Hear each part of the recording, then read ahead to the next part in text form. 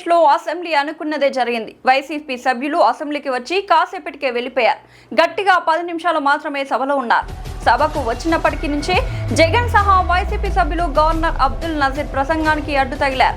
నినాదాలతో హోరెత్తించారు. అయినా గవర్నర్ ఏమాత్రం ఆగకుండా తన ప్రసంగం కంటిన్యూ చేశారు. దాంతో వైసీపీ సభ్యులకు చిరాకొచ్చింది.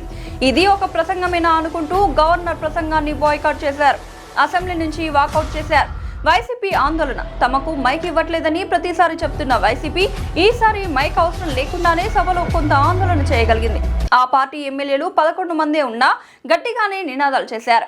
మెడికల్ కాలేజీల్లో పీపీపీ విధానం రద్దు చేయాలి, శాంతి భద్రతలు కాపాడాలని అరిచారు. అలాగే వైసీపీకి ప్రతిపక్ష హోదా ఇవ్వాలని డిమాండ్ చేశారు. ఇలా వారు అరుస్తుంటే గవర్నర్ ప్రసంగానికి కొంత ఇబ్బంది కలిగింది. అయినా ఇవన్నీ ముందే ఊహించిన గవర్నర్ తన ప్రసంగానికి బ్రేక్ ఇవ్వకుండా కొనసాగించారు. గవర్నర్ ప్రసంగంలో కీలక అంశాలు. ఉభయ సభలను ఉద్దేశించి రాష్ట్ర గవర్నర్ ఎస్ అబ్దుల్ నజీర్ ప్రసంగించారు.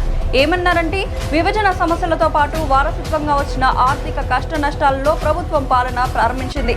విభజన తర్వాత అధికారంలోకి వచ్చిన ప్రభుత్వం చేసిన అభివృద్ధిని గత పాలకులు ధ్వంసం చేశారు.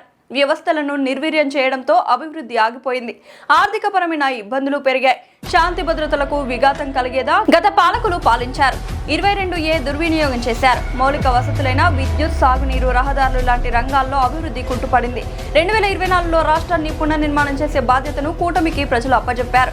చంద్రబాబు, పవన్ కళ్యాణ్ నాయకత్వంలో ప్రధాని నరేంద్ర మోడీ సహకారంతో కూటమి పాలన సాగిస్తోంది.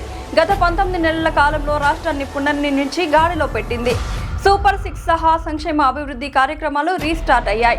తొలి 9 నెలల కాలంలో దిద్దుబాటు చర్యలు, పాలసీలు, వ్యవస్థల పునరుద్ధరణ అంశాలపై ప్రభుత్వం దృష్టి పెట్టింది. 7 శ్వేతపత్రాలను విడుదల చేసి పారదర్శకమైన పాలనను కూటమి ప్రభుత్వం చేపడుతోంది. స్వర్ణాంధ్ర 2047 లక్ష్యంతో పాలన సాగిస్తోంది. 10 సూత్రాలను నిర్దేశించుకొని సుపరిపాలనకు ప్రజలకు అందించేలా ప్రభుత్వం కృషి చేస్తుంది. అభివృద్ధిని, సంక్షేమం సమతూకంగా పరిపాలన సాగిస్తోంది. ఇలా గవర్నర్ చాలా అంశాలని ప్రస్తావించారు. వైసీపీ ఇక రాదా? అసలు వైసీపీ సభ్యులు అసెంబ్లీకి ఎందుకు వచ్చారు? 10 నిమిషాలు నినాదాలు చేయడానికే అయితే ఆ పనిని మీడియా ముందు కూడా చేయవచ్చు. గట్టిగా పావు గంట కూడా సభలో ఉండలేకపోయారు. ఆ మాత్రం దానికి సభకు రావడం ఎందుకు అనే ప్రశ్నలు వస్తున్నాయి. అటెండెన్స్ కోసమే వారు అసెంబ్లీకి వచ్చారు అనే విమర్శలకు తగినట్లుగానే వారు వ్యవహరించడం చర్చనీయాంశం. గవర్నర్ ప్రసంగ సమయంలో విపక్షాలు మాట్లాడేందుకు ఏమీ ఉండదు, మైక్ అవసరం ఉండదు. అయినా నినాదాలు చేసి కాసేపు ఉండి వెళ్లిపోవడం వల్ల నో యూజ్ అనే అభిప్రాయం ప్రజల్లో వస్తుందని విశ్లేషకులు అంటున్నారు. రేపు కూడా అసెంబ్లీకి వస్తే అప్పుడు వైసీపీ అటెండెన్స్ కోసమే రాలేదు అనే వాదనకు బలం పెరుగుతుందని అంటున్నారు.